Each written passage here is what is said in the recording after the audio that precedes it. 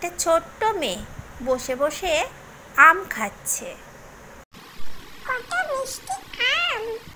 একটা বুড়ো কাক দেখছিল।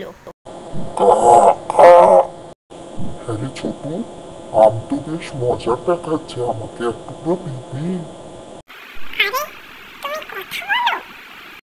হুম, আমি শুধু বিশেষ বুদ্ধিমান ছেলেমেয়েদের সাথেই কথা বলি। তুই তো খুব ভালো মেয়ে, তাই। বাবা, ঠিক আছে, এই নাও একটা ছোট টুকরো। ছোট্ট মেয়ে টুনটুন কাকটাকে এক টুকরো আম দিল। ও, এতদিন পর এমন মিষ্টি আম খেলাম।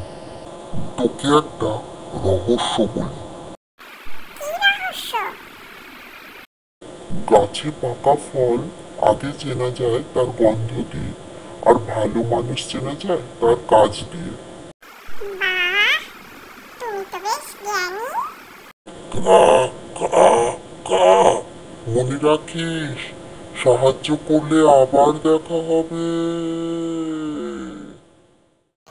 দয়া এবং সদয় ব্যবহার শুধু মানুষকেই নয়, প্রাণীকেও খুশি করে।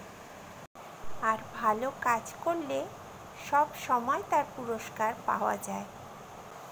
এআই দিয়ে এটাই ছিল আমার প্রথম কাজ। কেমন লাগলো অবশ্যই জানাবেন বন্ধুরা।